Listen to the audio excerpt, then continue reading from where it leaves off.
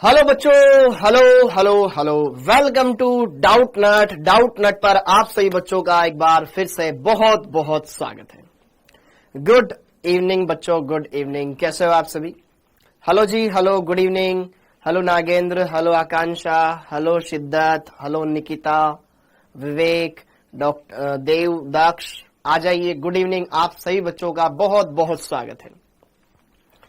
I hope आप सभी अपने घरों पर एकदम स्वस्थ हैं, मस्त हैं और बढ़िया से अपने नीट 2024 की तैयारी में लगे हुए हैं। गुड इवनिंग बेटा, गुड इवनिंग। कैसे हो? Hello Meenakshi, Anshi, hello Areeba, hello Alka, Deepak, Lakhan, Rani, Mohammad, Soeb, Anish, Dev, Daksh, Beauty, Vikas, Aditya, Imran, Pooja Chaudhary, Vishal. Good evening, good evening. कैसे हो आप सब? सब एकदम बढ़िया। सदाकत, आ जाओ जी, आ जाओ। हाँ जी भैया, आ जाओ आ जाओ आ जाओ आ जाओ। Good evening, good evening, good evening, good evening बेटा, गुड इवनिंग। तेरा नाम ले दूं बेटा? तेरा नाम ही अजीब लिखा हुआ है यार, ऐसे पढ़ने वाला नाम लिखना। राधे राधे, गुड इवनिंग, आदाब, सत श्री अकाल। आ जाओ। स्वाति, प्रतीक्षा, रीमा।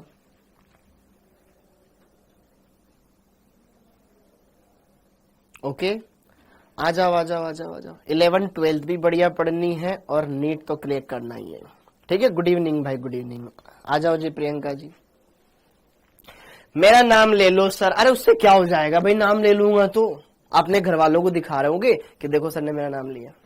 अच्छा लगता है ना भाई। कोशिश करता हूं मैं हर एक बच्चे का नाम लूं बेटा, लेकिन यार पॉसिबल नहीं है। एक साथ इतने सारे बच्चे जब देखते हैं ना, हर एक का नाम ले पाना संभव नहीं है। ठीक है, तो थोड़ा कॉमन सेंस लगाओ और पढ़ो।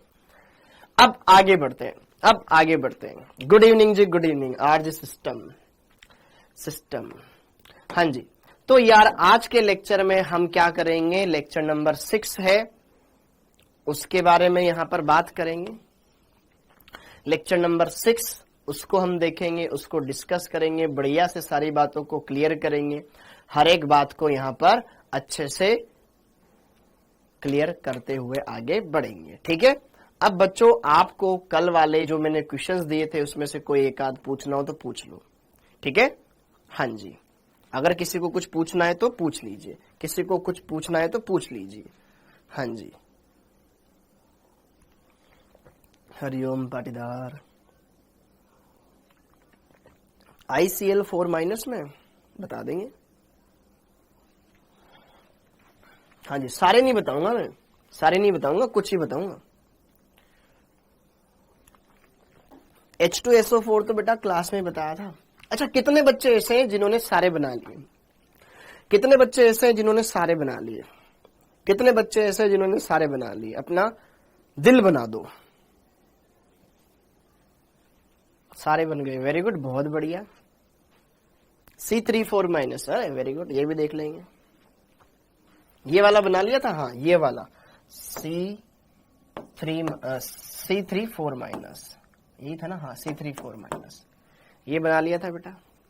स्लाइड्स नहीं आई, अरे भैया बना लिया, वेरी गुड, बहुत बढ़िया, इजी क्वेश्चंस थे। HCOH, अरे HCOH की तो सिंबल ही है ना बेटा, HCOH, ये वाला। ओके, किससे ये नहीं बना हुआ? गुड, बहुत बढ़िया बहुत बढ़िया बहुत बढ़िया। अगर आप बना पा रहे हैं तो सही है, आप नहीं बना पा रहे, कोशिश किए तो भी सही है, लेकिन कुछ नहीं किए तो कुछ भी नहीं करें। हाँ जी। अरे ले दूंगा भाई नाम, मेरा नाम ले दो। लाल मुंह बना बना के पूछ रहे हो। जिस तो नाम लेने के पैसे देते हो आप मेरे को, सब मेरा नाम ले दो। ठीक है, पैसे देते हो आप मेरे को नाम लेने के। हाँ जी। ओके, अब आगे अब आगे अब आगे कुछ मेरी इच्छा से मैं आपको बताते जाता हूं और क्लियर करते जाता हूं। हाँ जी, अब आगे। हाँ, अब पढ़ाई करते हैं, आगे बढ़ते हैं। तो बेटा ध्यान से, हमने इतने सारे टॉपिक्स पढ़ने हैं, जिसमें से हम अब यहां पर देखो संयोजकता बंध सिद्धांत में अतिव्यापन कंप्लीट कर चुके हैं। अब हम पढ़ेंगे यहां पर संकरण, हाइब्रिडाइजेशन, हाइब्रिडाइजेशन, SATION लिखो या ZATION लिखो, कोई दिक्कत नहीं है। हाइब्रिडाइजेशन, ठीक है, ओके। हाइब्रिडाइजेशन, संकरण। अब संकरण पे आए उससे पहले पिछले लेक्चर में कुछ बातें मैंने आपसे पूछी थी, कुछ क्वेश्चन दिए थे, उसमें से कुछ 2 क्वेश्चन है, जैसे कि एक है ICl4-, ठीक है, एक ये मैं बताऊंगा, एक मेरे ये भी बताना चाहता हूं BH4-, क्योंकि आपके विचार क्या है इसमें सोचने वाले वो मैं जानना चाहूंगा। और एक अभी एक था ही सही, C3-4, ओके। अच्छा ध्यान से सुनो, -4 लिखो या C3-4-, दोनों सही होता है, ठीक है, दोनों सही होता है, कोई दिक्कत नहीं है। वैसे ज्यादा एक्यूरेट ये होता है, ठीक है बेटा। 4 ऋणायन, इसका मतलब ये है -4 मतलब -4 ही टोटल एक आवेश है किसी एक पर, लेकिन -4 ऐसे लिखना ज्यादा सही होता है, ठीक है। जैसे कि अपन बोलते हैं ना 2 केले, तो पहले संख्या फिर पीछे केले, ऐसे थोड़ी लिखते हैं, केले 2, है ना, 2 केले, तो 4 ऋणायन ऐसे लिखते हैं।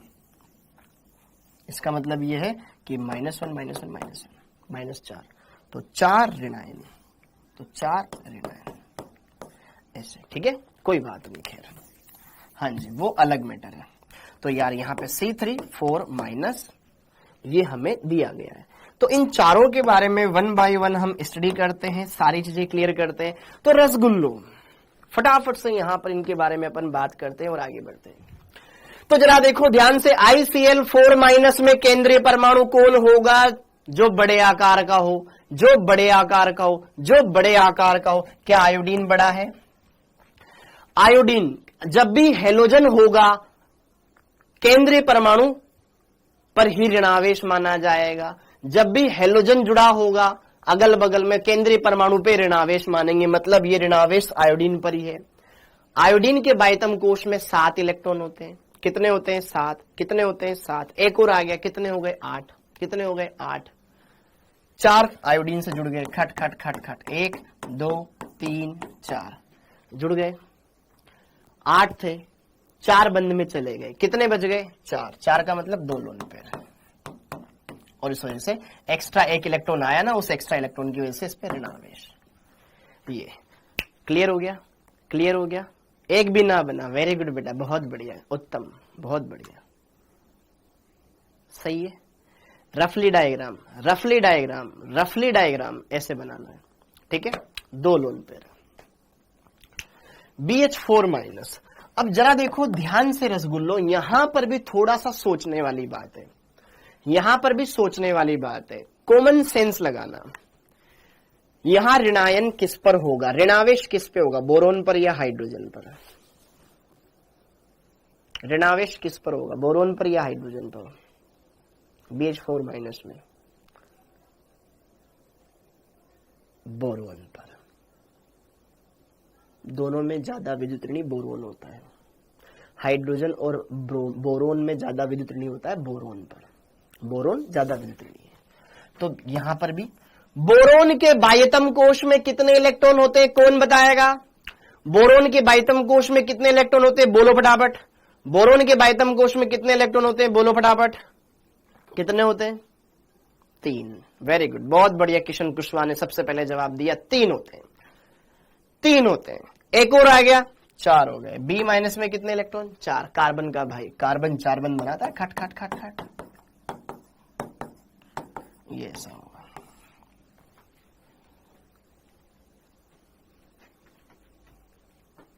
समझ में आया? ये देखो C3-4- बहुत ही बढ़िया। 3 कार्बन है, 3 कार्बन है और -4 आवेश है। बहुत अच्छा कंपाउंड है बेटा, ध्यान रखना। यहां पर इसकी संरचना ऐसी होती है, देखो एक कंपाउंड होता है CH2,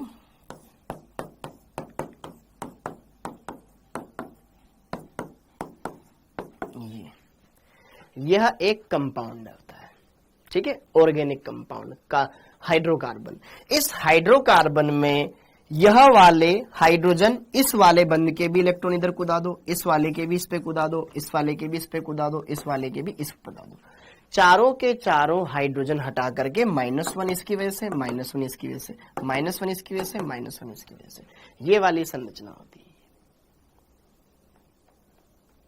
ठीक है बेटा, क्या बोल रहा हूं मैं? यह एक कंपाउंड होता है C3H4, इसको बोलते हैं एलीन। ये आप ऑर्गेनिक में पढ़ोगे, ये होता है।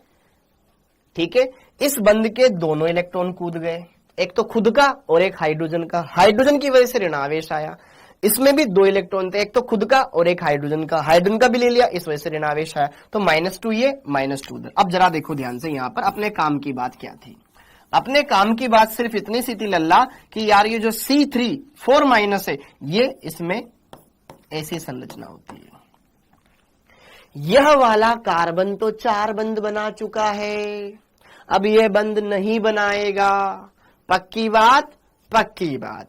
अब टोटल -4 ऋणावेश है। टोटल ऋणावेश कितना है? 4। तो जरा देखो ध्यान से, यह कार्बन 4 बंध बना चुका है, इसका स्टक पूरा हो चुका है। यह 2 ही बंध बना रहा है, अब एक्स्ट्रा बंध नहीं बनाएगा। अब यहां पे ऋणावेश लगाना है, तो -2 में जब इस पे लगाता हूं, या 2 माइनस लिखता हूं, ठीक है, -2 इस पर और -2 इस पर। तो अब जरा देखो ध्यान से, अगर मैंने कोने वाले पर -2 आवेश चढ़ा दिया, कार्बन के पास कितने इलेक्ट्रॉन होते बाह्यतम कोश में? 4। 2 और आ गए, कितने हो गए? 6 ऑक्सीजन बह गया। हाँ है ना, कार्बन में कितने होते बाह्यतम कोश में? 4। 2 और आ गए 6। तो कार्बन ऑक्सीजन के जैसा बिहेव करेगा। 2 तो बंद में दे दिए इसने, और 4 लोन पेयर के रूप में रहेंगे।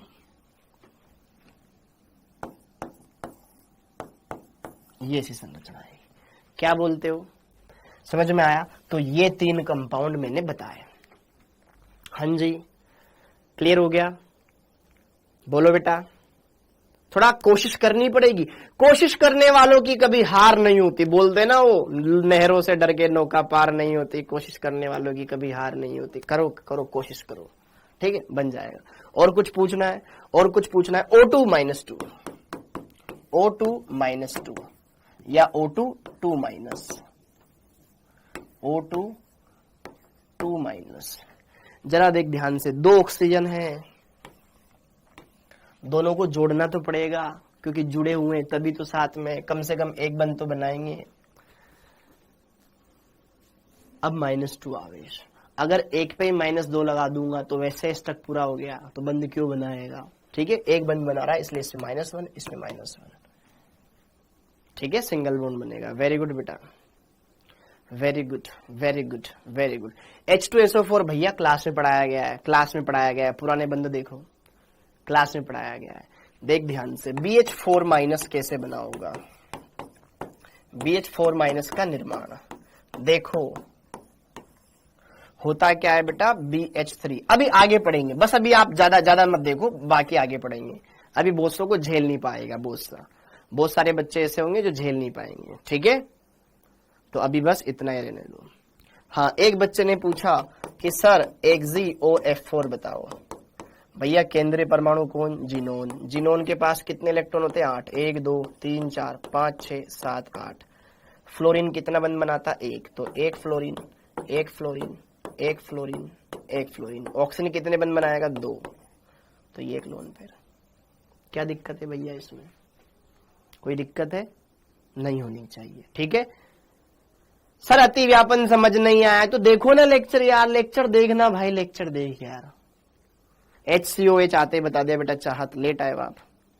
अब आगे, अब आगे, अब आगे, अब आगे, अब आगे। हाँ जी, अब पढ़ लेते हैं, बहुत हो गया। अब आगे, हाँ जी भाई साहब, तो कर ले शुरुआत। हेडिंग डाल लो, संकरण, हाइब्रिडाइजेशन।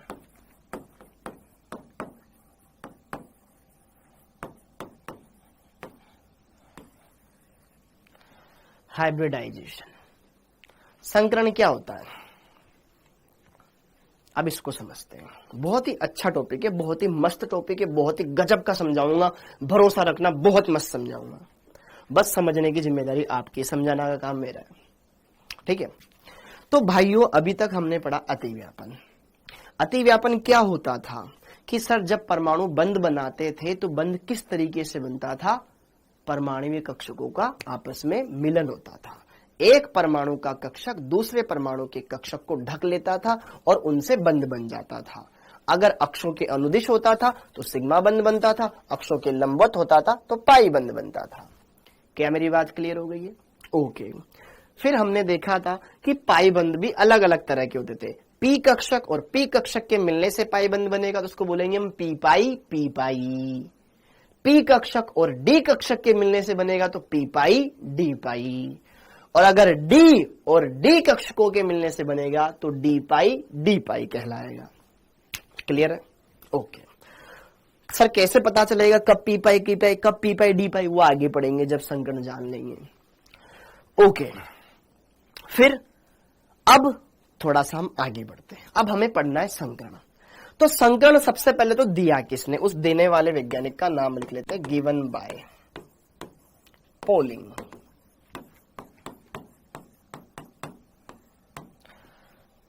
पोलिंग ने इसके बारे में बताया। क्या बताया? देखो भाई, हमने अतिव्यापन पढ़ा। तो जैसे कि देखो ध्यान से, अतिव्यापन में मैं तुम्हें बताता हूं CH4 का निर्माण है ना। संकरण की आवश्यकता, पहले हम ये जाने कि हमें इसको क्यों लाना पड़ा। संकरण की मुझे नीड क्या है, क्या जरूरत है संकरण की। बिना संकरण को हटाए देते क्यों पढ़ाया, बहुत मुश्किल लगता है। संकरण की आवश्यकता, सबसे पहले हम जानेंगे कि हमें संकरण की आवश्यकता क्यों है। तो जैसे कि फॉर एग्जाम्पल बेटा, अगर मैं मीथेन के बारे में डिस्कशन करूं तो केंद्रीय परमाणु कौन, कार्बन, जिससे क्या जुड़ेंगे, 4 हाइड्रोजन। कार्बन का इलेक्ट्रॉनिक विन्यास 1s2 2s2 2p2। क्यों? 6 नंबर पे आता है तो 6 इलेक्ट्रॉन होते। s में 2 बचे 2 p में चले गए।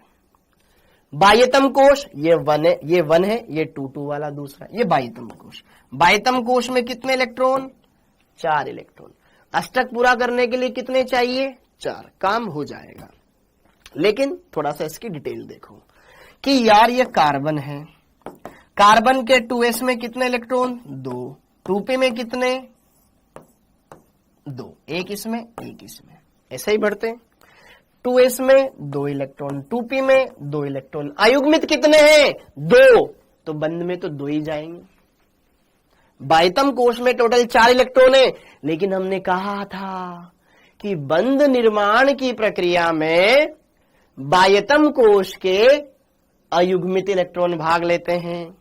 अयुग्मित तो 2 ही है, ये तो जोड़े के रूप में है। बंध कितने बना रहा है, 4 बना रहा है, तो 4 अयुग्मित होने चाहिए, हाँ या ना। तो याद करो, मैंने अतिव्यापन में एक पॉइंट लिखाया था, यदि किसी परमाणु के पास पर्याप्त संख्या में अयुग्मित इलेक्ट्रॉन ना हो तो उसको उत्तेजित करेंगे। मूल अवस्था से उत्तेजित अवस्था में ले जाना, उत्तेजित करना, उसको हम एक्साइटेशन एनर्जी देंगे। तो जरा देखो ध्यान से रसगुल्लो, हमने इसको उत्तेजित कर दिया। ये मूल अवस्था,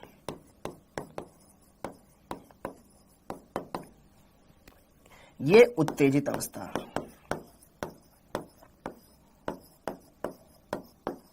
जिससे क्या होगा, ये जोड़े वाला इलेक्ट्रॉन, अरे ये जोड़े वाला एक इलेक्ट्रॉन जंप करके आगे चला जाएगा ताकि 4 अयुग्मित हो जाए।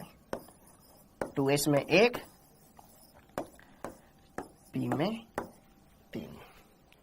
तो क्या अब हमारे पास 4 अयुग्मित इलेक्ट्रॉन हो गए? तो अब बंध बना लेंगे। अब ये तो कार्बन का काम है। हाइड्रोजन 1s1, 1s में 1 इलेक्ट्रॉन है।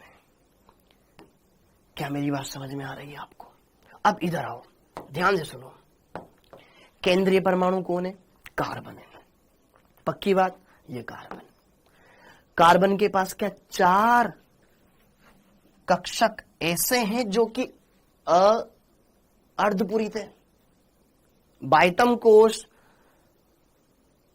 के 4 कक्षक अर्धपूरित है और अर्धपूरित कक्षक के अतिव्यापन में भाग लेते हैं, हाँ या ना बोलो? हाँ। तो हमारे पास हाइड्रोजन भी कितने? 4। एक हाइड्रोजन इसके 2s के साथ अतिव्यापन कर जाएगा, ये 2s कक्षक, और ये 2p कक्षक। एक हाइड्रोजन 2s के साथ अतिव्यापन कर गया, 2s खत्म। दूसरा हाइड्रोजन इस 2p के साथ अतिव्यापन कर गया, ये वाला p खत्म। तीसरा हाइड्रोजन इस p के साथ अतिव्यापन कर गया, ये खत्म। चौथा हाइड्रोजन इसके साथ अतिव्यापन कर गया, ये भी खत्म। क्या मेरी बात समझ में आई? क्या मेरी बात समझ में आई? हमारे पास 4 कक्षक थे, एक 2s था, बाकी 3 p थे। एक 2s था, बाकी 3 p कक्षक थे। एक हाइड्रोजन ने s को ले गया, दूसरा हाइड्रोजन एक p को ले गया, तीसरा हाइड्रोजन एक और p को ले गया, चौथा हाइड्रोजन एक p को ले गया।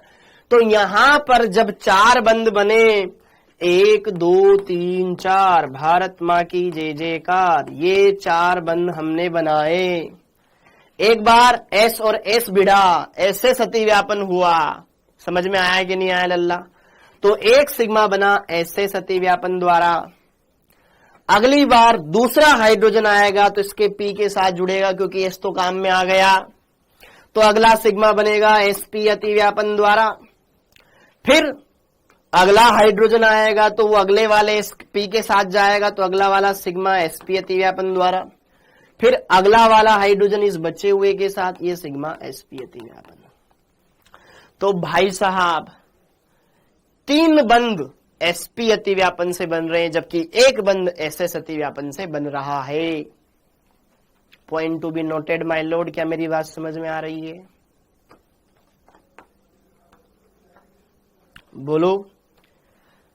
अतिव्यापन समझ में आ रहा है? अगर मैं CH4 अणु में देखूं तो यह पाया गया कि यार 3 बंध तो sp अतिव्यापन के द्वारा बन रहे हैं, जबकि एक बंध ss अतिव्यापन के द्वारा बन रहा है। तो बंध लंबाइयां अलग अलग आनी चाहिए ना, क्योंकि sp अतिव्यापन ज्यादा प्रबल होता है ss अतिव्यापन की तुलना में। लेकिन प्रयोगों से पता चला सारे बंध बराबर होते हैं। कुछ तो गड़बड़ है दया, पता लगाना पड़ेगा, है ना? तो इस गड़बड़ का सुधार किया संतुलन ने। क्या मेरी बात समझ में आई? CH4 अणु के अंदर आप देखोगे तो 3 बंध sp अतिव्यापन से बन रहे हैं, जबकि एक बंध ss अतिव्यापन से बन रहा है। बंध सामर्थ्य अलग अलग आएगी। हमने पढ़ा था sp अतिव्यापन से ज्यादा प्रभावी spp अतिव्यापन सबसे बढ़िया, फिर sp, ss तो सबसे घटिया। तो ये वाला बंध तो सबसे कमजोर होना चाहिए ना, ये 3 बंध ज्यादा मजबूत होने चाहिए, अर्थात इनकी बंध लंबाई कम, इसकी बड़ी होनी चाहिए थी, लेकिन सबकी समान आई, तो इसकी जरूरत पड़ी। फिर हमने कहानी बनाई। ठीक है, तो यहां पे ये बात क्लियर हो गई, चूंकि CH4 अणु में 3 सिग्मा बंध, 3 सिग्मा बॉन्ड्स sp अति व्यापन से बनते हैं, जबकि एक सिग्मा बॉन्ड ss अति व्यापन से बनता है। अतः 3 बंधों की बंध लंबाइयां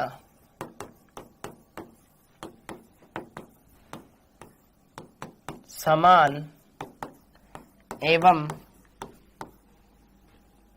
चौथे बंध की लंबाई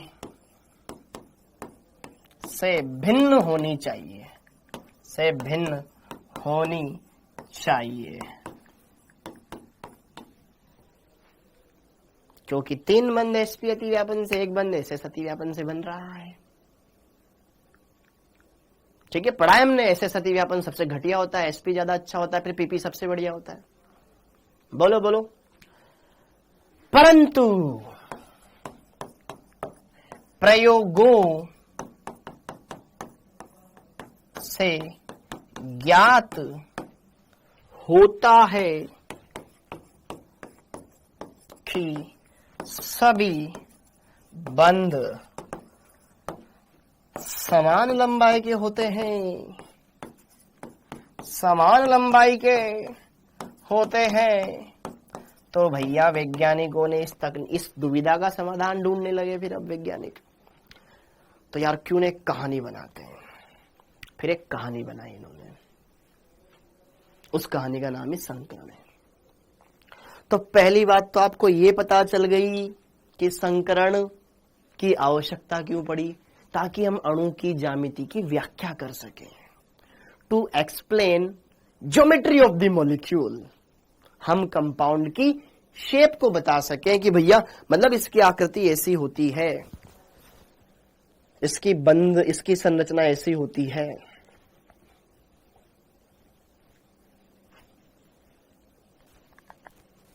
संकरण की आवश्यकता क्यों?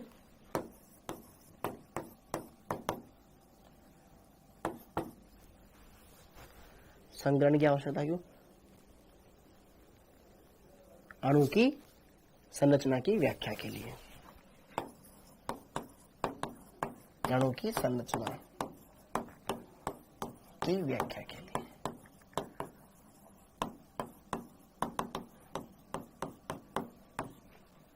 ये इसका आंसर है। हम इससे एक्सप्लेन नहीं कर पा रहे तो हमें संकरण की जरूरत पड़ी। तो संकरण एक मनगढ़ंत कहानी है। बताता हूं, एक हाइपोथेटिकल फिनोमेना है, कोई वास्तव में नहीं होता। संकरण वास्तव में नहीं होता है, ये हमने अपनी सुविधा के लिए बनाया। जैसे कि ऑर्गेनिक में आप पढ़ोगे अनुनाद, अनुनाद, रेजोनेंस नहीं होता वास्तव में, लेकिन हमें उसकी हेल्प से काफी सारी चीजें अच्छे से समझ में आई। तो यहां पर संकरण एक काल्पनिक परिघटना होती है। अब ये क्या होता है, आओ मैं तुम्हें सिखाता हूं। जैसे कि मान लो मेरे हाथ में दो लड्डू, कितने लड्डू? दो, एक मोतीचूर का, एक आटे का, बेसन का मान लो। एक मोतीचूर का लड्डू है, एक बेसन का लड्डू है। मैंने तुमसे बोला दोनों मेरे पास है, मेरे लड्डू है, ठीक है ना, एक ये और एक ये। मैंने मोतीचूर का लड्डू टेस्ट करवाया तुम्हें, सर मोतीचूर का टेस्ट आया, इसमें बेसन का टेस्ट आया, हाँ है ना। अलग अलग रहेंगे तो दोनों का टेस्ट आएगा। लेकिन मैंने क्या कर दिया, इसे मिक्स कर दिया और समान मात्रा में वापस दो नए लड्डू बना दिए। अब इसको खा, इसको खा, सर दोनों सेम टेस्ट वाले, अंतर कर पाना मुश्किल है। बस यही संकरण है। संकरण में क्या है, परमाणु के, एक ही परमाणु के लगभग समान ऊर्जा रखने वाले कक्षकों का सम्मिश्रण किया और समान संख्या में नए कक्षक बनाए। ये कक्षक कहलाते हैं संकृत कक्षक। अब इनसे बंध बनाओ, समान लंबाई के आएंगे। तो संकरण क्या है, संकरण, ठीक है, संकरण क्या है, परमाणु के लगभग समान ऊर्जा वाले, परमाणु के लगभग समान ऊर्जा वाले परंतु भिन्न भिन्न आकृतियों वाले कक्षकों के सम्मिश्रण की घटना संकरण कहलाती। तो इसको लिखो वरना भूल जाऊंगा फिर मैं। परमाणु के लगभग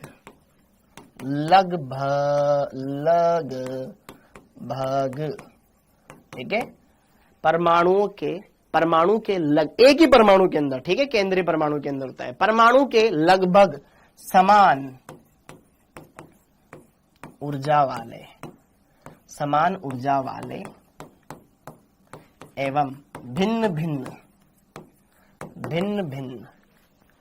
आकृति वाले कक्षकों के सम्मिश्रण की घटना सम्मिश्रण की घटना संकरण कहलाती है। संकरण कहलाती है। क्लियर है बच्चों? संकरण कहलाती है। एवं निर्मित कक्षक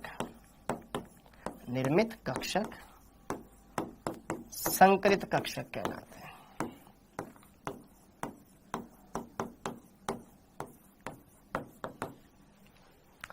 निर्मित कक्षक संकृत कक्षक कहलाते हैं। क्या मेरी बात क्लियर हुई? निर्मित कक्षक संकृत कक्षक कहलाते हैं। निर्मित कक्षक संकृत कक्षक कहलाते हैं। Intermixing of atomic orbitals which have nearly same energy but different shapes. Okay, so this phenomena is called hybridization and new orbitals are known as hybrid orbitals.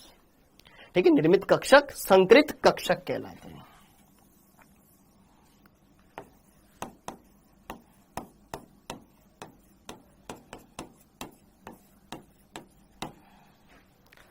हाँ जी, ये बात क्लियर हो गई। अब संकरण के कुछ गुण जान लेते हैं। ठीक है ना, इसके कुछ मेन फीचर जान लेते हैं जो कि हमारे लिए आसानी होगी, ताकि हम इनको जान लें, ताकि हम अणु की ज्यामिति के बारे में फिर बखान कर सके। फिर CH4 के अंदर भी संकरण करके बताऊंगा तुम्हें। ठीक, ओके। तो अब देखो ध्यान से इसके गुण, संकरण के गुण, संकरण के फीचर्स।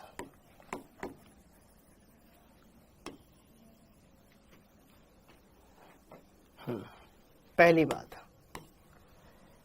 देखो, संकरण में बाह्य कोश के, आंतरिक कोश के नहीं, बाह्य कोश के लगभग समान ऊर्जा वाले कक्षक भाग लेते हैं। एग्जैक्ट सेम वाले नहीं, लगभग समान ऊर्जा वाले। जैसे कि एक एस तो एक का पी, ऐसे एक एस और पी, ऐसे सतीव्याप ऐसे संकरण नहीं होता है। एस एस संकरण, पीपी संकरण ये नहीं होता। ठीक है, हाँ जी। संकरण में लगभग समान ऊर्जा वाले कक्षक भाग लेते हैं। पहला पॉइंट, जितने कक्षक भाग लेंगे उतने ही नए कक्षक बनेंगे। ठीक है, संकरित कक्षकों की संख्या बराबर संकरण में भाग लेने वाले कक्षकों की संख्या। संकरण में भाग लेने वाले कक्षकों की संख्या।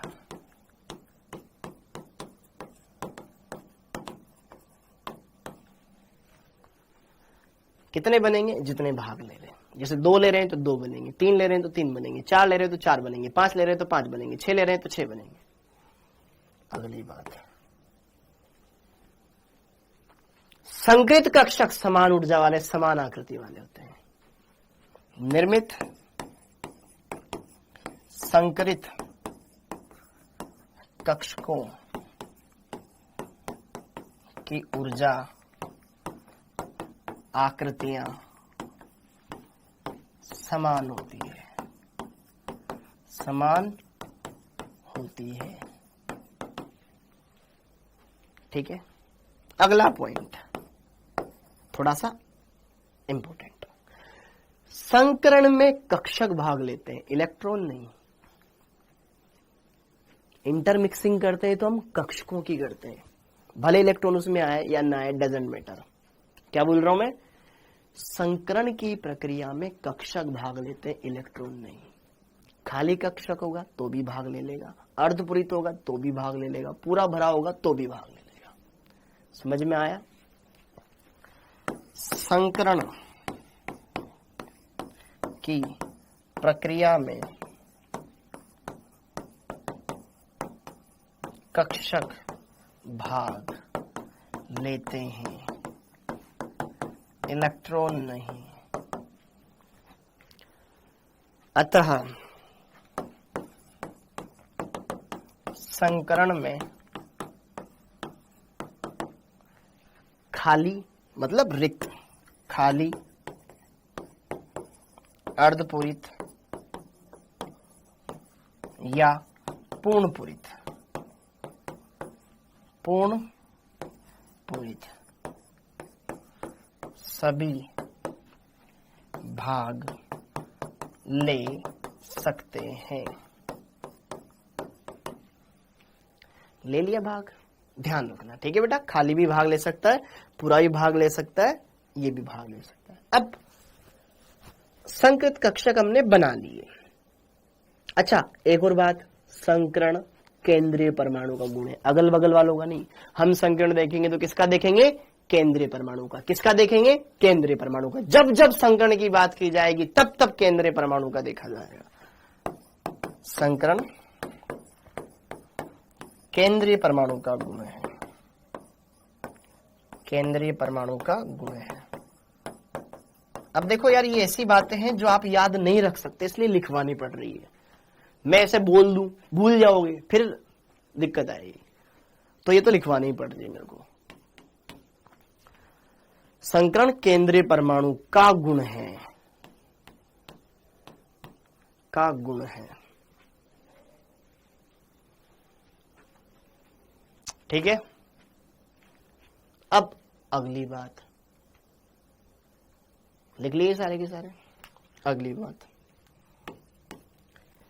संकृत कक्षक फिर अतिव्यापन करेंगे। कक्षक बन गए, जो संकरण में भाग लिए वो संकृत कक्षक, जो ना लिए असंकृत कक्षक। जो संकरण में भाग लिए संकृत कक्षक, जो ना लिए असंकृत कक्षक। क्या बोल रहा हूं? संकरण में भाग लेने वाले कक्षक संकृत कक्षक, जो ना लिए असंकृत कक्षक, ठीक है। हाँ जी, तो देखो ध्यान से, निर्मित संकरित कक्षक, संकरित कक्षक।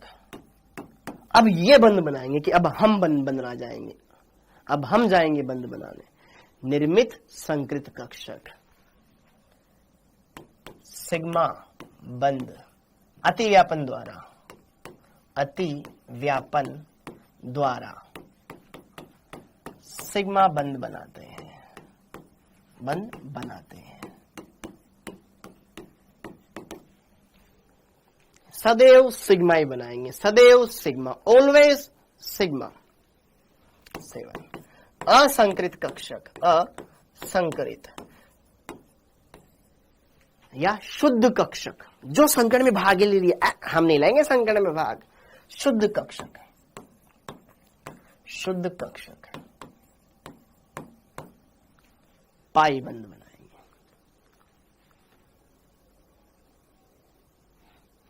मेरी बात समझ में आई? असंकृत कक्षक पाई बॉन्ड बनाते हैं। इतनी बात काफी है।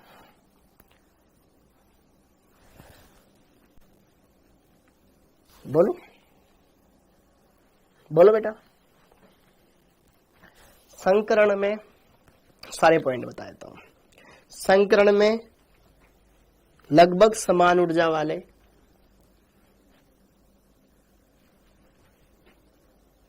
कक्षक भाग लेते हैं। संकृत कक्षकों की संख्या भाग लेने वाले संकृत कक्षकों की संख्या के बराबर होती है। निर्मित कक्षक समान आकृतियों वाले होते हैं। संगणन की प्रक्रिया में कक्षक भाग लेते हैं, न कि इलेक्ट्रॉन। तो खाली अर्धपूरित पूर्णपूरित कोई भी भाग ले सकता है। संकरण केंद्रीय परमाणु के अंदर देखा जाता है। संकृत कक्षक सिग्मा बंद बनाते हैं। शुद्ध कक्षक या असंकृत कक्षक पाई बंद बनाते हैं। अगला, संकृत कक्षक कैसा होता है? संकृत कक्षक का प्रदर्शन उसको दिखाते कैसे? ऐसे, एक छोटी पाली एक बड़ी पाली, छोटी पाली एक बड़ी पाली।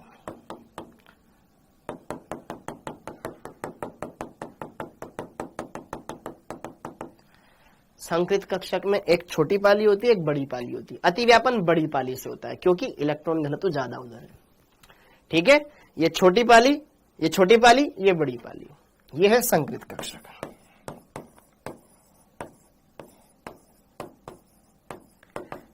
चाहे कोई भी संकरण हो, हम ऐसे ही बनाएंगे।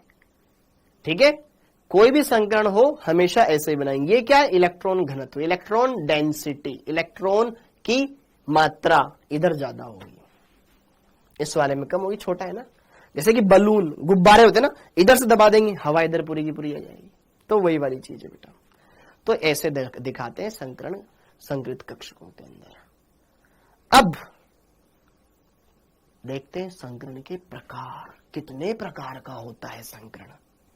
ठीक है, हाँ जी, संकरण के प्रकार।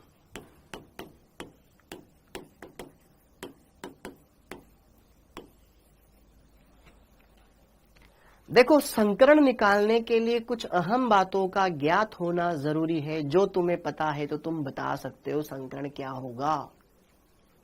संकरण के प्रकार, संकरण ज्ञात करने के लिए सिर्फ आपको पता होना चाहिए संकृत कक्षक कितने हैं।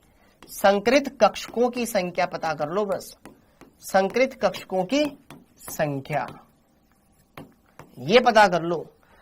संकृत कक्षकों की संख्या कैसे पता चलती है? नंबर ऑफ सिग्मा बंधों की संख्या, सिग्मा बंध, जिस केंद्रीय परमाणु की मैं बात कर रहा हूं उससे कितने सिग्मा बंध बन रहे हैं। ठीक है, सिग्मा बंध प्लस लोन पेयर, उस पर कितने लोन पेयर है।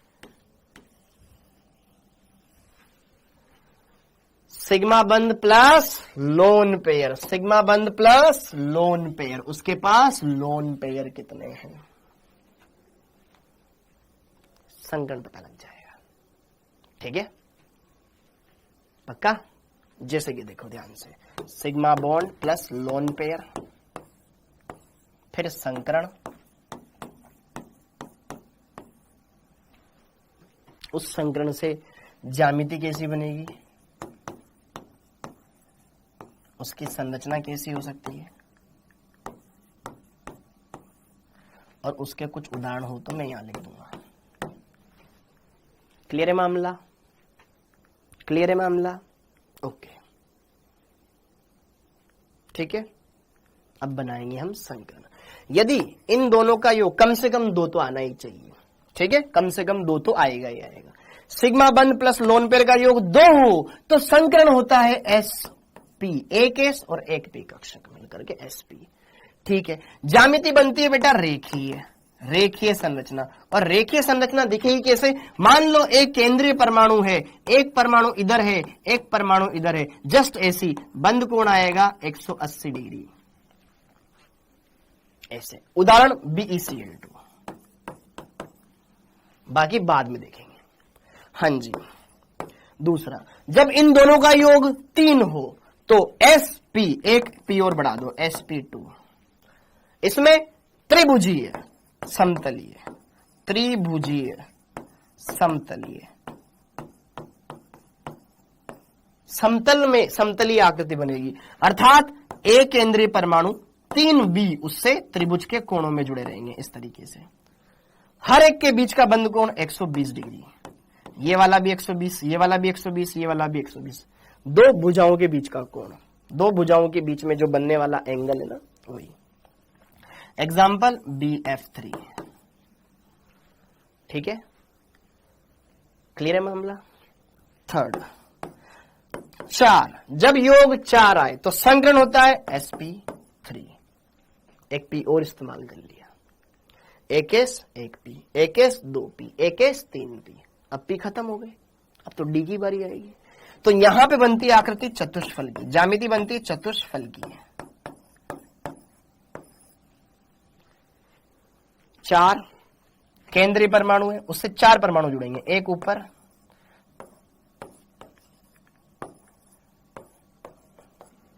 ये चतुष्फल के रूप से।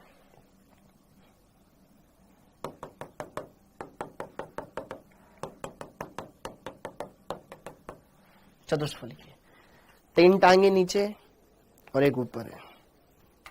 ठीक है, चतुष्फल की टेट्राहेड्रल। और इसमें जो बंध कोण होता है, हर एक बंध एक दूसरे से 109 डिग्री 28 मिनट पर होता है, जैसे कि CH4। ठीक है, पहले लेवल पे आपको इतनी नॉलेज होनी चाहिए। ये समझ में आया? लिखते रहो साथ के साथ, फटाफट फटाफट बना सकते हो ऐसे, कोई दिक्कत नहीं है। ट्रायंगल शेप दिख जाएगा आपको, त्रिभुजी आकार दिख जाएगा।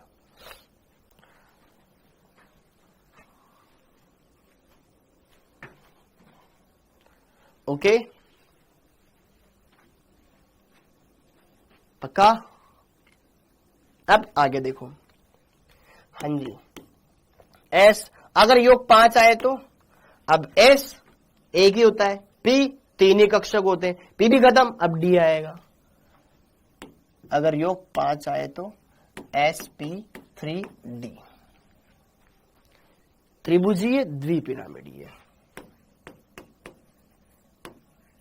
त्रिभुजीय द्विपिरामिडीय।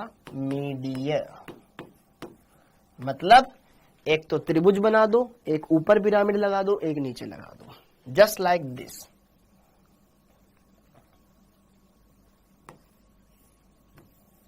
जैसे मान लो ये ए, एक भी इधर, एक भी इधर, एक भी इधर, ये तो ट्रायंगल शेप में आ गया बेटा, एक ऊपर और एक नीचे, ऐसे।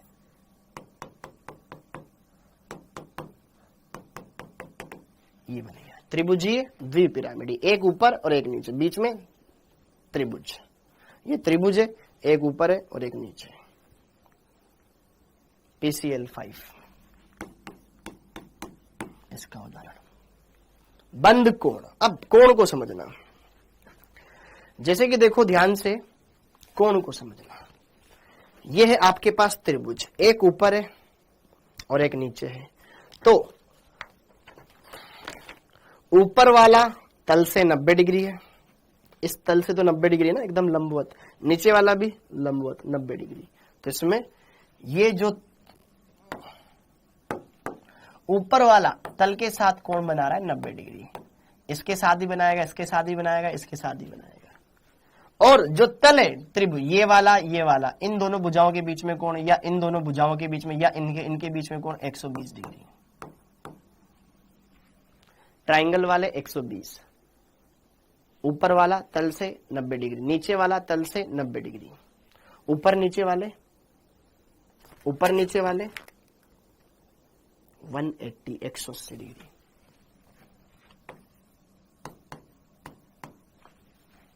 ठीक है, ये हो गया। अगला 6 आ जाए योग, तो sp3, एक और डी इस्तेमाल कर लो, d2, sp3 d2। अष्टफलकीय,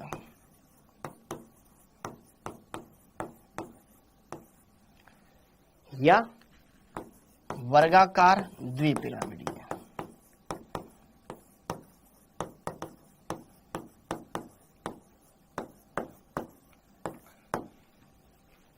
मतलब अष्टफलक, वर्गाकार द्विपिरामिडी, मतलब देखो एक वर्ग,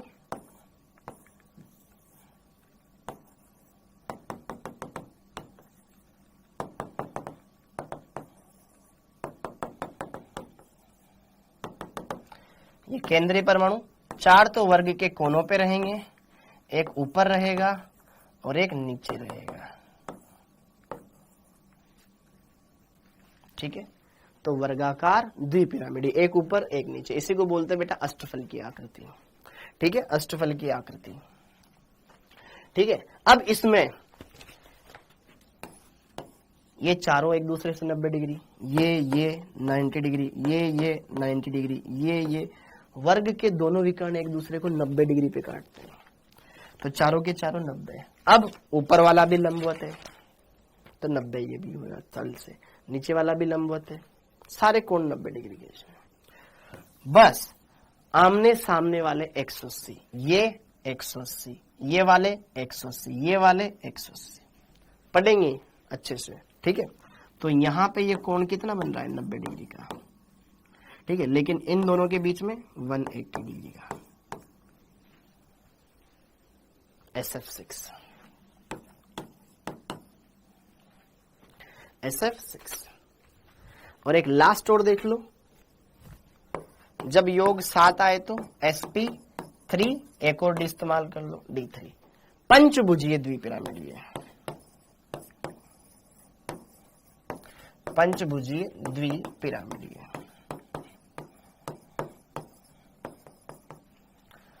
पंचभुजीय द्विपिरामिडीय, पंचभुजीय द्विपिरामिडीय। तो इसमें क्या बनेगा? पंचभुज, ये केंद्रीय परमाणु ए,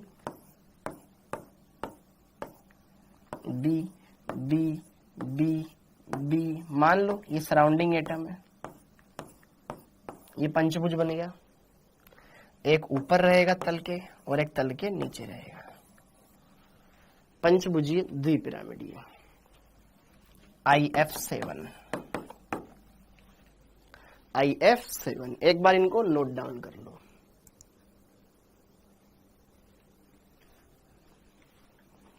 हाँ जी, क्लियर हो गया?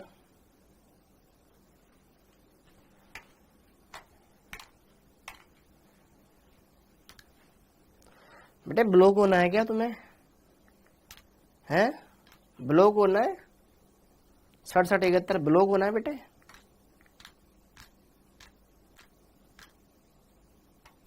H2 में थोड़ी ना हाइब्रिडाइजेशन होता है, एक बंद है, दो कम से कम दो बंद होने चाहिए ना। चिंटू, बेटा चिंटू नाम है तेरा यार। अबे हाइड्रोजन, हाइड्रोजन में तो एक ही बंद है। केंद्रीय परमाणु किसको मानेगा? कम से कम 3 बंद तो हो। चिंटू कैसी हरकतें कर रहा है? केंद्रीय परमाणु किसको माने? कम से कम 3 परमाणु तो हो। अरे भैया 1 2 3 परमाणु तो हो यार। चिंटू यार, क्या यार चिंटू यार, छुट्टी कर दो, जाना बेटा। राम जी किसने रोका है? 4 में sp2dd वे कैसे यार? पहले अंदर वाले कक्षक भरेंगे, जब वो भर जाए फिर बाहर वाले का इस्तेमाल आएगा। अब तुम्हारे कहाँ कमेंट खोल दिए होंगे मैंने बेटा? sp2d नहीं होता है, नहीं होता है, नहीं होता, गलत है। पहले पूरे के पूरे 3 p काम आएंगे, फिर डी की बारी आएगी। समझ में आया? ऐसा किसने पढ़ाया? नाम बताओ। डी sp2 हो सकता है, पढ़ेंगे आगे कोऑर्डिनेशन कंपाउंड में। तो यार यहां तक के ये संकरण काम आ गए क्या? अब देखो संकरण कैसे होता है, मैं सिखाता हूं तुम्हें संकरण कैसे होता है। ठीक है, यहां पर ये सारी चीजें क्लियर हो गई क्या? हमने ये संकृत कक्षकों के बारे में हर एक लेक्चर डे 1 से ढंग से जिसने पढ़ा होगा या जो ढंग से पढ़ रहा है उसको अच्छे से सारी चीजें समझ में आएगी। ठीक है, ओके। लेकिन अगर मक्कारी करोगे तो फिर नहीं आएगा। ये चीजें क्लियर हो गई, अच्छे से समझ में आ गया बेटा। अब हमने लगभग हर एक तरह का ज्ञान इस्तेमाल कर लिया है, बढ़िया समझ लिया है। अब थोड़ी सी इनकी प्रैक्टिस कर ली जाए।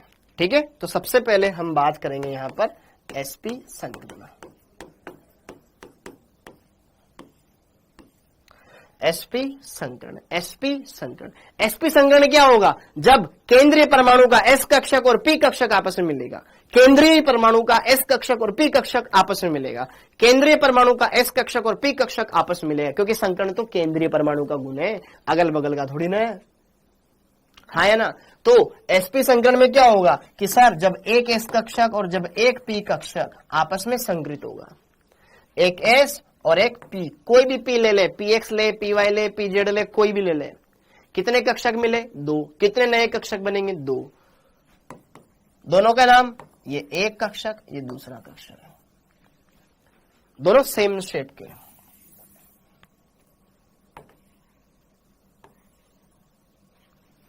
दो कक्षक, दोनों का नाम क्या होगा? s और p कक्षक के मिलने से बने sp संकरित कक्षक। 2 sp संकरित कक्षक।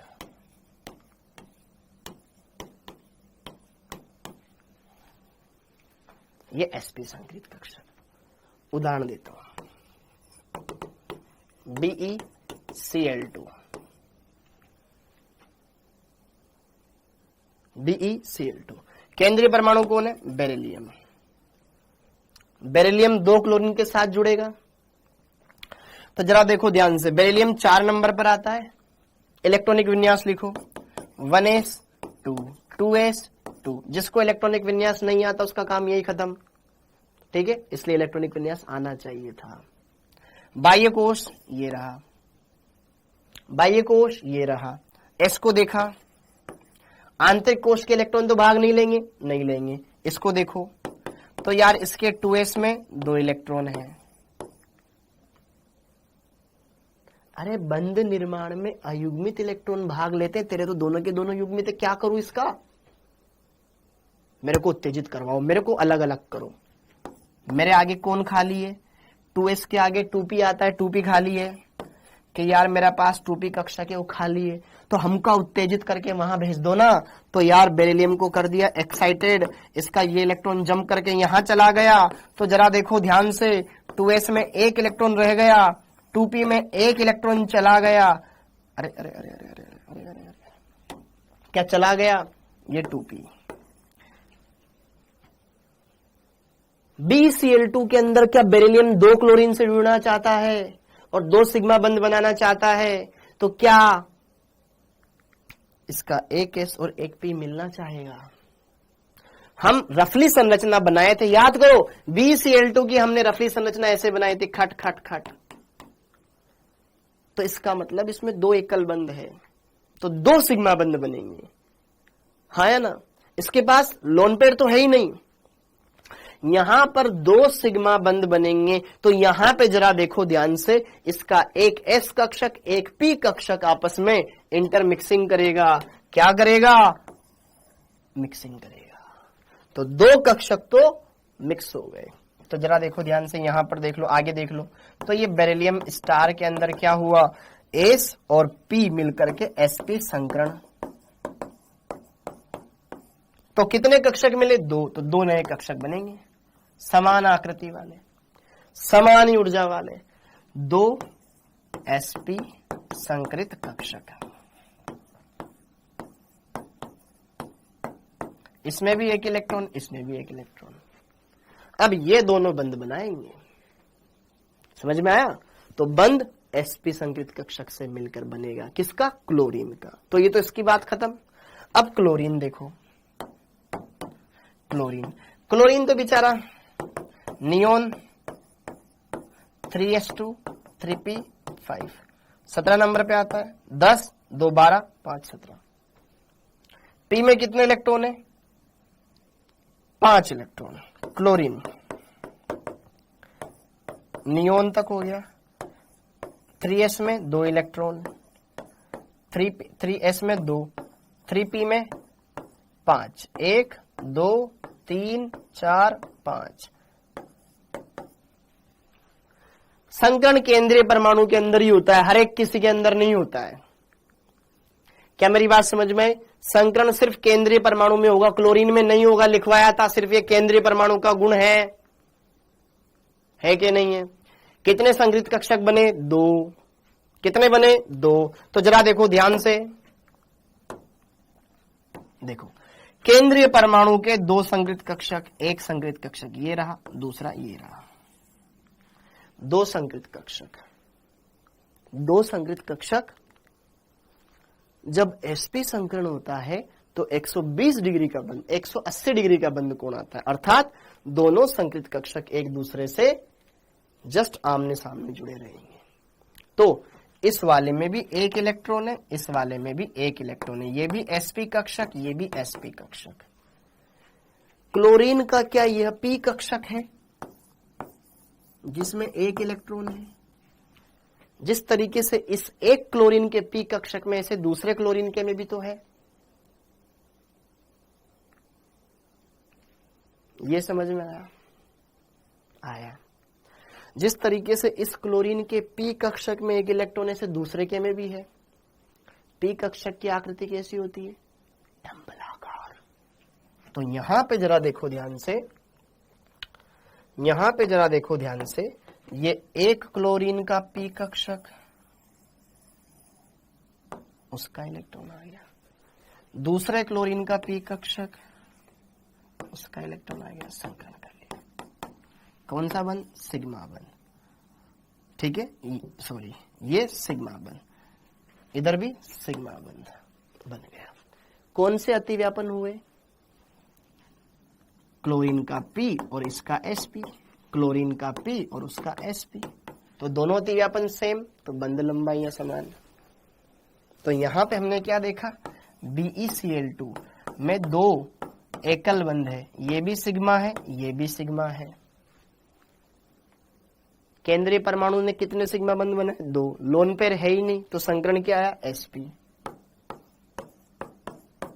इसलिए 180 डिग्री का बंध कोण और रेखीय ज्यामिति इसकी आई। बोलो जी बोलो, क्या ये बात समझ में आ रही है? अरे ये बात समझ में आ रही है?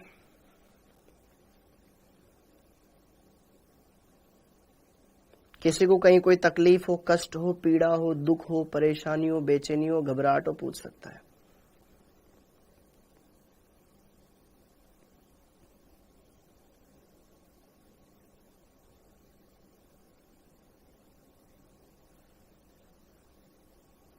स्ट्रक्चर्स और डिटेल में फिर अपन वेस्पर थ्योरी में पढ़ेंगे। अब आइए, तो बेटा आपको सिर्फ संकरण देखना आना चाहिए। तो संकरण हमने देखना सीख लिया, एम आई राइट? ओके, तो ये BeCl2 एक उदाहरण लिया। अब देखो ध्यान से, दूसरा संकरण होता है sp2 संकरण। sp2 संकरण, हाँ जी, फिर धीरे धीरे धीरे हमें आइडिया होने लग जाएगा, तो हम फिर संरचना न बना करके डायरेक्ट हम बताने लग जाएंगे। sp2 में क्या होगा? एक s कक्षक और 2 p कक्षक, एक s कक्षक 2 p कक्षक, ठीक है, एक s कक्षक और 2 p कक्षक। जैसे कि मान लो एक s कक्षक और 2 p कक्षक, एक ऐसे ले लिया, एक ऐसे ले लिया, क्योंकि p कक्षक तो लंबवत होते ना। तीनों के तीनों कक्षक हमने मिक्स कर दिए, ये भी p है, ये भी p है। अब एक px होगा तो दूसरा py ले लो, क्या दिक्कत है? 3 कक्षक हमने ले लिए, एक s और 2 p कक्षक। तो यहां पे कितने कक्षक बनेंगे? कितने लड्डू थे? 1 2 3 लड्डू। कितने लड्डू बनेंगे? 3, समान संख्या के और समान आकृति के। 1 2 3, ये 3 क्या नाम है? sp2 संकरित कक्षक, संकरित कक्षक। और sp2 संकरित कक्षक एक दूसरे से 120 डिग्री पे होते हैं, ताकि दूरियां एकदम बैलेंस रहे। एक कक्षक ऐसे, फिर एक कक्षक ऐसे, फिर एक कक्षक ऐसे, तीनों के तीनों ये sp2 संकरित कक्षक, संकरित कक्षक। और इनके बीच में जो कोण होता है ना, वो होता है 120 डिग्री का, ताकि प्रतिकर्षण कम से कम हो सके। समझ में आया? जैसे कि उदाहरण BeCl3, बोरोन से 3 क्लोरीन जुड़ना चाहते हैं, बोरोन से 3 क्लोरीन जुड़ना चाहते हैं। तो क्लोरीन के पास एक एक अयुग्मित इलेक्ट्रॉन है, लेकिन बोरोन जब यहां पे 3 बंध बनाएगा तो पहले वो संकरण करेगा। तो जरा देखो ध्यान से, बोरोन को खोलो। बोरोन 5 नंबर पे आता है, तो 1s2 2s2 2p1, 3 बंध बनाने 3 अयुग्मित इलेक्ट्रॉन होने चाहिए। जरा देखो ध्यान से, क्या बोरोन के पास 2s में 2 इलेक्ट्रॉन है जोड़े में? क्या p में 1 इलेक्ट्रॉन है? हाँ, तो क्या मुझे पहले 3 अयुग्मित इलेक्ट्रॉन करने पड़ेंगे? यस, पहले मुझे इसको एक्साइटेड करना पड़ेगा ताकि ये इलेक्ट्रॉन जंप करके आगे चला जाए। तो 2s में 1 हो गया, 1 1 यहां चला गया, एक तो था ही सही, एक और चला गया 2s में, और ये 2p में। कितने सिग्मा बंध बनाने मुझे? भाई हमने रफली संरचना सीखी थी ना, कि यार बेरिलियम के बाह्यतम कोश में 3 इलेक्ट्रॉन है, एक क्लोरीन ये वाला, एक ये वाला, एक ये वाला ले लेगा, तो 3 सिग्मा बंध बनाएगा, ये तो हमको पता है। लेकिन पहले संकरण होता है, तो एक s और 2 p आपस में मिक्स होते हैं, तो क्या कहलाएगा? sp2 संकरण कहलाएगा। ताकि मेरे पास क्या बनेंगे? 3 समान कक्षक बन जाएंगे, 1 2 3, हर एक में 1 1 1 इलेक्ट्रॉन, sp2 संकरित कक्षक, कक्षक बन जाएंगे। बन गए बेटा, जो कि ये रहे, हर एक में 1 1 इलेक्ट्रॉन, एक ये रहा, एक ये रहा, एक ये रहा। इनसे एक एक क्लोरीन आकर के जुड़ता जाएगा।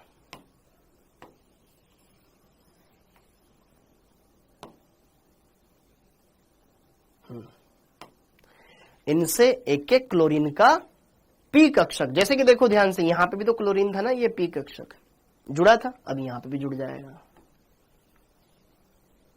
ये इसका पी,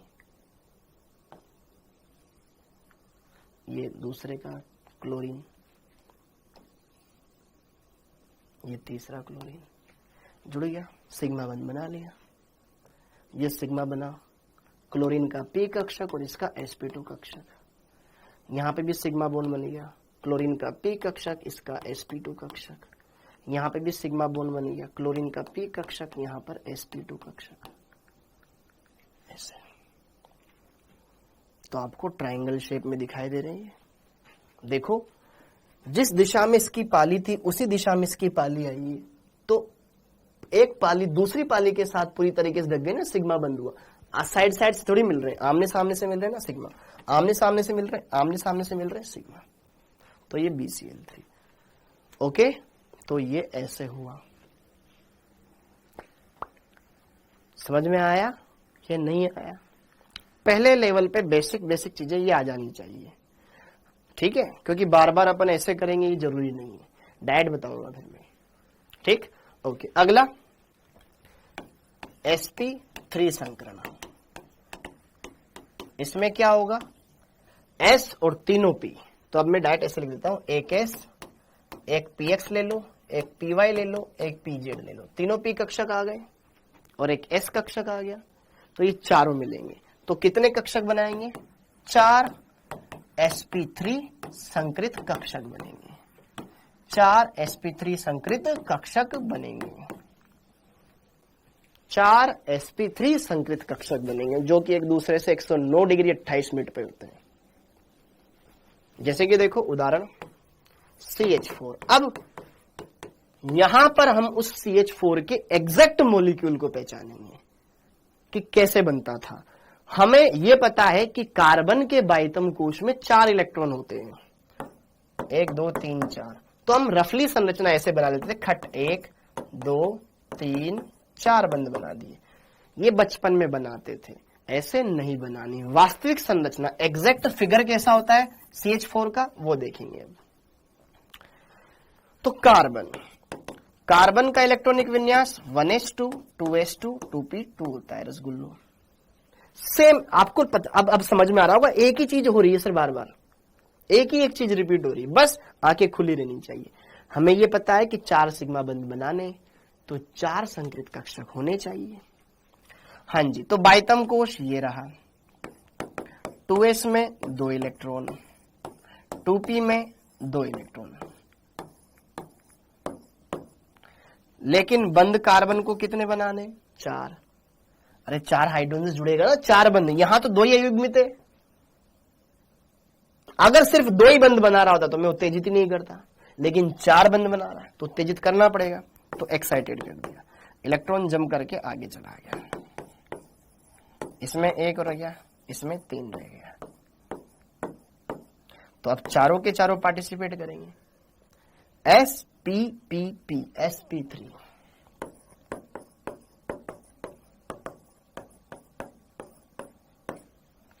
sp3 संकरण। तो कितने कक्षक बनेंगे, 4 नए कक्षक बनेंगे, 1 2 3 4, चारों के चारों क्या है, 4 sp3 संकृत कक्षक।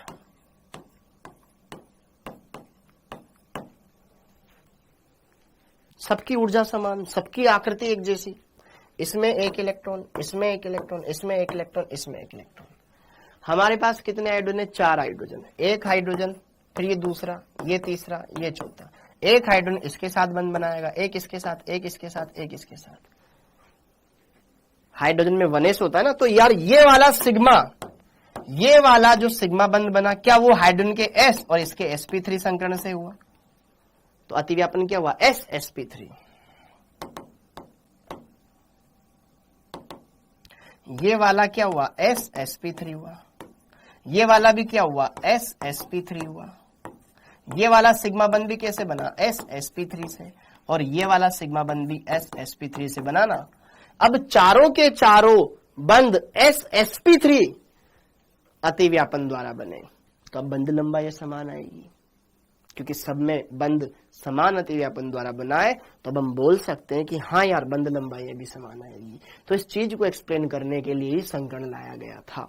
डायरेक्ट हम बता रहे थे तो गलत चीजें जा रही थी, थ्योरी गलत बता रही थी, प्रयोग गलत बता रहे थे। अब प्रयोग और थ्योरी सेम बताएगी कि हाँ यार पहले संकरण होगा, उससे क्या होगा, सभी कक्षकों की ऊर्जाएं एक जैसी हो जाएगी, आकृतियां एक जैसी हो जाएगी, ताकि जो बंद बनाए वो भी सब समान सामर्थ्य वाले बनाए, समान लंबाई वाले बनाए। तो फिर ऐसे बन जाते हैं। और sp3 संकरण में ज्यामिति कैसे बनेगी, चतुष्फलकीय। चतुष्फलकीय, चतुष्फलकीय का मतलब ये कार्बन एक हाइड्रोजन ऊपर, एक इधर और एक इधर रहेगा, इस तरीके से। कार्बन केंद्र में, जबकि हाइड्रोजन चतुष्फलक के कॉर्नर पर होंगे।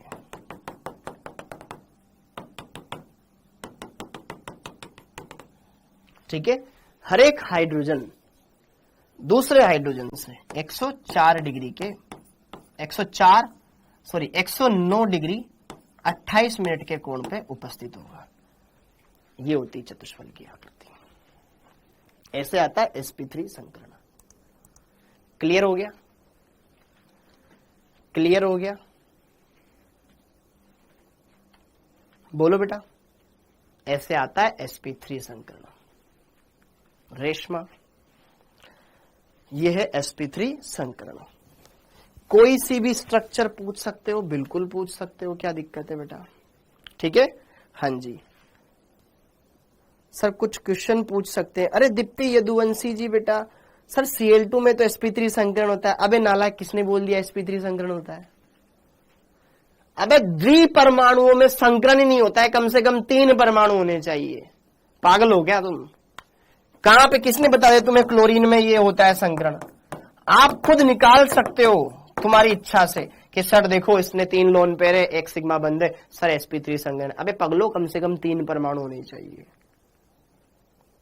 फिर तो तुम इसका संगठन बता दोगे, सर इसकी तो संरचना चतुष्फल की होगी। पागलो, ये रेखीय संरचना बनाता है सिर्फ। कम से कम 3 परमाणु होने चाहिए, कम से कम 3। BF3 में संकरण होता है sp3। ऑर्गेनिक में भी आता है बेडाइशन, वहां डायरेक्ट यूज करेंगे, वहां नहीं पढ़ाएंगे, वहां नहीं पढ़ाएंगे। वहां डायरेक्ट बोलूंगा कि देखो हमने वहां पढ़ा था। BF3 में क्या होता है खुद बताओ। आगे आगे, हाँ जी ये हो गया। अब 4th नंबर पर आएगा sp3d संकरण। हाँ जी, यहां पे जरा देखो ध्यान से। अरे भैया तुम्हारे कमेंट खोलते हैं ना तुम ना, धड़ धड़ धड़ धड़ धड़ धड़ धड़ धड़। अभी सिखा रहा हूं, फिर मैं बताऊंगा कि ऐसे संकरण निकालते हैं। इसमें बताओ, इसमें बताओ, इसमें बताओ, इसमें बताओ, इसमें बताओ। पहले भी पढ़ा रहा हूं, मैं खुद बताऊंगा और तुम खुद कर पाओगे। पेशेंस रखो ना यार। sp3d संकरण। अब इसमें एक d और पार्टिसिपेट करेगा, तो ध्यान रखें। इसमें एक s कक्षक, 3 p कक्षक, px, py, pz और एक d कक्षक। d कक्षक तो 5 तरह के होते हैं, कोई सा भी ले ले क्या? नहीं, dz², dz², ये कक्षक पार्टिसिपेट करते हैं। px, py, pz और dz²। तो क्या बनेंगे? 5 sp3d संकृत कक्षक बनेंगे। कक्षक बनेंगे। देखो उदाहरण, PCl5। हमने रफली डायग्राम सोचा। केंद्रीय परमाणु कौन? फास्फोरस। फास्फोरस वर्ग संख्या 15 में आता है, 15 वालों के बाह्यतम कोश में कितने इलेक्ट्रॉन होते हैं? 5, और 5 ही क्लोरीन जुड़ रहे हैं, पांचों के पांचों बंद बनाने में चले गए। एक रफली डायग्राम हमने ऐसा सोचा, मतलब ये 5 सिग्मा बंद बनाएगा, कोई लोन पेयर नहीं है। क्या ये सोच पाए? फास्फोरस 15वें वर्ग में आता है, बाह्यतम कोश में 5 इलेक्ट्रॉन और 5 ही क्लोरीन जुड़े हुए, तो एक एक क्लोरीन अगर एक बंदी बनाए तो 5 सिग्मा बंद हो जाते हैं। तो मतलब यहां पर 5 सिग्मा बंद बनेंगे तो 5 संकृत कक्षक बनने चाहिए। तो जरा देखो ध्यान से, यहां पर आइए बात, क्या ये चीज समझ में आई? ये चीजें क्लियर कर पा रहे हो दिमाग में? पहले हमने रफली संरचना बनाई, वहां से ये आइडिया लगाया, ठीक है। फास्फोरस 15 नंबर पर आता है, नियोन 10 हो गया, 3s के बाद आता है 3p, 10, 2 12 और 3 यहां बढ़ दो 15, पक्का, डन, ओके। अब मैंने क्या देखा, 3s में 2 इलेक्ट्रॉन, 3p में 3 इलेक्ट्रॉन, 3s में 2 इलेक्ट्रॉन, 3p में 3 इलेक्ट्रॉन, बंद कितने बनाने? 5, इलेक्ट्रॉन कितने अयुग्मित? 1 2 3, मुझे कितने अयुग्मित चाहिए? 5, कितने? 3, मुझे इस जोड़े को भी तोड़ना पड़ेगा। कैसे तोड़ूं? अरे 3s 3p आगे 3d भी तो आता है ना, 3d तो खाली है अभी इसके, तो क्या यहाँ पे d कक्षक है? 1 2 3 4 5 तरह का होता है d कक्षक, द्वीपकोश में 5 d कक्षक होते हैं ना। तो अब जरा देखो ध्यान से रसगुल्लो, अब इसको मैं एक्साइटेड करवाऊंगा ताकि यह वाला इलेक्ट्रॉन जम करके यहां चला जाए। गया? तो अब जरा देखो ध्यान से, 3s में 1 बच गया, 3p में 1 2 3 1 1 बच गया, और यहां पर ये d कक्षक भी देखो। तो हमें 5 सिग्मा बंद बनाने हैं, तो 5 संकृत कक्षक चाहिए थे। तो अंधा बच्चा चीख रहा है, ये लो ना सरकार, S P P P P3 और D, एक S 3P एक D, sp3d, sp3d संकरण आ गया। आया कि नहीं आया? तो यहां पे कितने नए कक्षक बनेंगे? 5 नए कक्षक बनेंगे, 1 2 3 4 5, हर एक में 1 1 इलेक्ट्रॉन है। 5 sp3d संकरित कक्षक, जिसमें क्या करेगा, हर एक क्लोरीन अपने अपने इलेक्ट्रॉन साझा करेगा, खट खट खट खट खट, और बंद बनाएगा। तो उसी से जब sp3d संकरण होता है तो हमें पता चलता है कि ज्यामिति कैसी होती है, त्रिभुजीय द्विपिरामिडीय, त्रिभुजीय द्विपिरामिडीय। तो हम तो संरचना जानते हैं,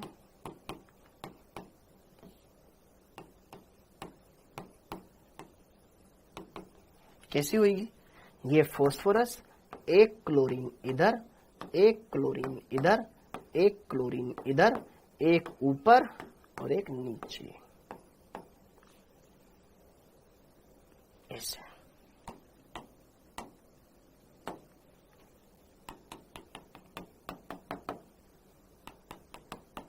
ये त्रिभुज ऊपर नीचे हो गया।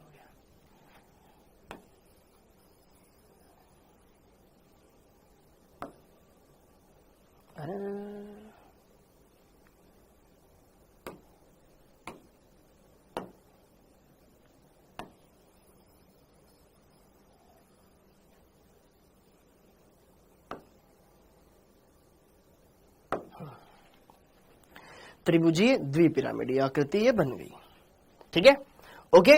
तो यहां पर ये था sp3d संकरण।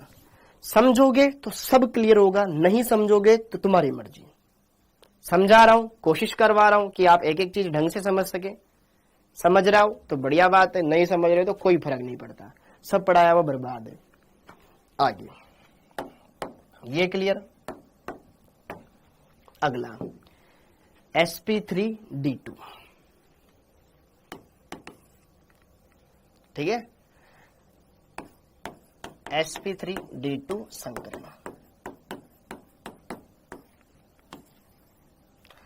sp3d2 संकरण। अब इसमें एक S, 3p और d। d कौन कौन से? एक तो d x square dash y square बेटा, और d z स्क्वायर। इसमें कोई ऐसा खास नहीं है, ठीक है। ये कक्षक इस्तेमाल होते हैं, जिससे क्या बनेंगे 6 sp3d2 संकृत कक्षक बनेंगे।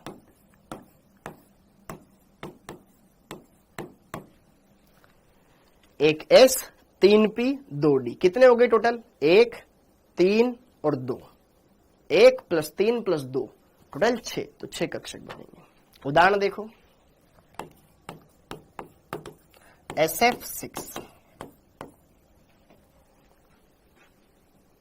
केंद्रीय परमाणु सल्फर। अब देखो रफली संरचना सोचो, सल्फर केंद्रीय परमाणु है, सल्फर वर्ग संख्या 16 में आता है, बाह्यतम कोश में 6 इलेक्ट्रॉन, 6 इलेक्ट्रॉन, 6 के 6 बंद बना देगा, 1 2 3 4 5 6, क्योंकि 6 फ्लोरीन है ना, तो एक फ्लोरीन एक बंद बनाएगा तो 6 सिग्मा बंद बनेंगे, मतलब 6 अयुग्मित इलेक्ट्रॉन होने चाहिए। संकरण तो पता चल गया कि भैया 6 सिग्मा बंद अर्थात sp3d2 संकरण। देखे तो सही, सल्फर 16 नंबर पे आता है, नियोन 3s2 3p4, समझ में आया। 3s में 2 इलेक्ट्रॉन, 3p में 4 इलेक्ट्रॉन, 1 2 3 4, बंद कितने बनाने 6, अयुग्मित इलेक्ट्रॉन कितने 2, काम नहीं चलेगा, 2 बार उत्तेजित करना पड़ेगा, क्योंकि आगे 3d खाली है। अब समझ पा रहे हो आप डी कक्षक की अहमियत, ये 3s, ये 3p, ये 3d, बस 2 और थोड़ा सा और रुक जाओ 8 मिनट, ठीक है। हाँ जी, 2 बार एक्साइटेड कराना पड़ेगा, ये वाला इलेक्ट्रॉन भी एक्साइटेड होगा और ये भी एक्साइटेड होगा, ताकि 6 अयुग्मित इलेक्ट्रॉन हो जाए। तो 3s में 1 इलेक्ट्रॉन बच गया, 3p में 3 अयुग्मित इलेक्ट्रॉन बच गए और 2 इलेक्ट्रॉन d में चले गए। तो अब संकरण ये 3p और ये 3d, तो अब संकरण कौन सा होगा sp3d2 sp3d2 संकरण। तो कितने नए कक्षक बनेंगे, जितने भाग लिए 6, तो यहां पर 6 नए कक्षक बन जाएंगे, 1 2 3 4 5 6, हर एक में 1 1 इलेक्ट्रॉन है, 6 sp3d2 संकृत कक्षक।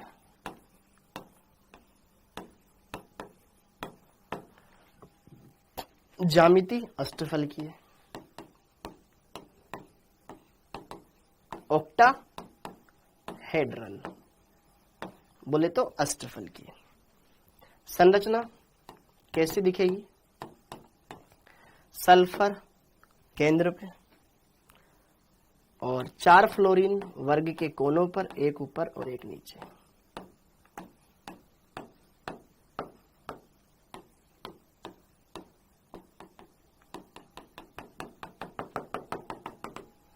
ये बन गया, समझ में आया। sp3d2 संकरण, ठीक है, sp3d2 संकरण।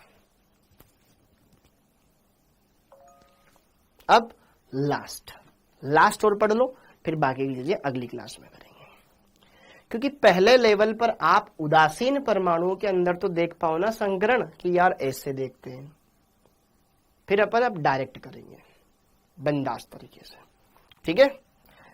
फिर जब आप वेस्पर सिद्धांत पढ़ लोगे तो इन अणुओं की एक्चुअल ज्यामिति में विकृति आएगी, किसी की टी शेप, किसी की पिरामिडीय, अलग अलग तरह की संरचनाएं बनेगी, वो सीखेंगे, तो अच्छे से समझ लो। हाँ जी, लास्ट sp3d3 संकरण, इसमें S, P और 3D इस्तेमाल होंगे, कोई भी ले लेना है, S 3P और D कक्षक, D कोई भी ले लो यार, DXY ले लो, DYZ ले लो, DZX ले लो, ठीक है। यहां पे क्या बन जाएंगे, 1 और 3 4 7 sp3 D3 संकरित कक्षक बन जाएंगे, संकरित कक्षक बन जाएंगे। अब दिमाग लगाते हैं वापस से, उदाहरण लेते हैं कोई। IF7, आयोडीन के बाइतम कोश में 7 इलेक्ट्रॉन, 7 ही फ्लोरीन जुड़े हुए, तो 7 सिग्मा बंध बनाएगा, अर्थात 7 रिक्त कक्षक होने चाहिए। बोलो ठीक है, ओके। अब जरा देखो ध्यान से, यहां पर भी देखो, और ये IF7 बेटा तुम्हारे पी ब्लॉक में भी आते हैं, तो ये चीजें आप ढंग से क्लियर कर लो। आयोडीन, आयोडीन कितने नंबर पर आता है? 53 नंबर पे। इससे जस्ट पहले अक्रिय गैस आती है क्रिप्टोन, इससे जस्ट पहले अक्रिय गैस आती है krypton.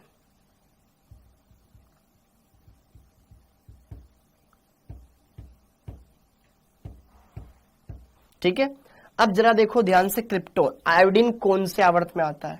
Fluorine, chlorine, bromine, iodine ऊपर आती है। ये दूसरा आवर्त, तीसरा आवर्त, चौथा आवर्त, पांचवा आवर्त, ये पांचवा आवर्त आएगा, अर्थात इसका बाइतम कोश भी कौन सा रहेगा? पांचवा। कौन सा रहेगा? पांचवा। बाइतम कौन सा कोश रहेगा? पांचवा। क्रिप्टोन 36, फिर इसके बाद जाएंगे 5s में 2 इलेक्ट्रॉन, 36 और 2 38, 36 और 2 38, 38 के बाद 39 से लेकर के 48 तक डी ब्लॉक में जाएंगे, 4D में 10 इलेक्ट्रॉन, 38 10 48। इसके बाद आता है 5p, p में जाएंगे 5, तो बाइतम कोश 5s और 5p हुआ। 36 और 2 38, 38 और 10 48 और 5 53। पक्का? ओके, तो हमने ये लिखा। अंदर वाले डी से मतलब नहीं है, ये तो अंदर वाला है। बाह्यतम कोश के इलेक्ट्रॉन ही बंद में भाग लेते हैं, अंदर वाले के इससे मतलब नहीं, ये तो पूरा भरा हुआ है। वो हमारी क्या मदद करेगा? मदद करेगा हमारा 5D जो खाली है। तो जरा देखो ध्यान से, आयोडीन, क्रिप्टोन, ठीक है, ओके। मुझे केवल 5s से मतलब है, 5s से मतलब है, इसमें 2 इलेक्ट्रॉन है। p से मतलब है, इसमें 5 इलेक्ट्रॉन है, और आगे 5D जो कि पूरा खाली पड़ा हुआ है। ठीक है, 1 2 3 4 5, कितने बंध बनाने? 7। कितने युग्मित इलेक्ट्रॉन चाहिए? 7। तो 3 बार एक्साइटेड कराना पड़ेगा, क्योंकि ये भी जाएगा, उत्तेजित हो गया, ये भी जाएगा और फिर ये भी जाएगा, तो हो गए ना 7। इसमें 1। बेटा छोटी छोटी चीजें अगर आप ये मेरे साथ लिख रहे हो, तो आप जब इतनी बार इन चीजों को लिखोगे तो आपको धीरे धीरे समझ में आने लगेगा। ठीक है, और फिर एक बार सीख गए ना तो फिर मजा आ जाएगा। तो 1s 3p और 3d संकरण sp3 d3 हो गया बाबू, संकरण पता चल गया। ऐसे ही आपको बाकियों में भी देखना होता है। ठीक है, संकरण पता चल गया। अब ज्यामिति देख लेते हैं, बाकी फिर ड्रामे नहीं करते हैं, सिंपल सी ज्यामिति। sp3d में क्या होती है? sp3d3 में क्या होती है? पंचभुजीय द्विपिरामिडीय, पंचभुजीय द्विपिरामिडीय। भाई हम समझ ही गए। अब बार बार मैं सारी चीजें बताऊं तो मैं क्या मतलब, 11 थोड़ी ना पढ़ रहे अपन। ठीक है, संरचना, आयोडीन केंद्रीय परमाणु, पंचभुज, fluorine fluorine fluorine fluorine fluorine, ये पंचभुजीय आकृति बताएगा। ठीक है, हर एक के बीच में बॉन्ड एंगल सेम ही होता है बेटा, 72 डिग्री का, और एक ऊपर होता है और एक नीचे होता है। ये तल से 90 डिग्री के कोण पे होते हैं, और ऊपर नीचे वाले 180। ये हो गया क्लियर? हाँ जी, डन डना डन डन।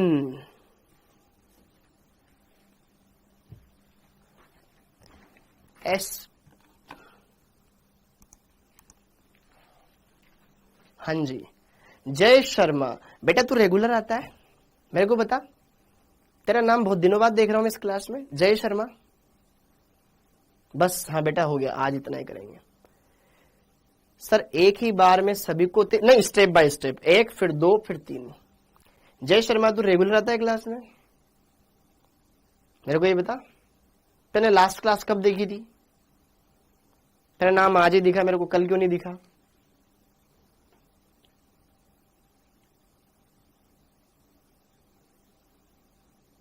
हाँ जी, क्लियर हो गया बेटा। लिगेंड बाद में पढ़ेंगे, लिगेंड बाद में पढ़ेंगे। sp3 d5 या d4 वो अपने नहीं आता है बेटा, नीट में नहीं आता है, तो उन पे क्यों ही जाना है, ठीक है। हाँ जी सर, sp संकरण में बेरिलियम की जगह, अच्छा बोरोन की जगह बेरिलियम कर दो। sp में बेरिलियम ही तो था, अच्छा यहाँ बेरिलियम, ओके ठीक है ठीक है ठीक है ठीक है, ओके हाँ जी क्लियर हो गया। टेस्ट देने के बाद एनालिसिस करो, बिल्कुल करो बेटा। वेरी गुड नागेश, बहुत बढ़िया।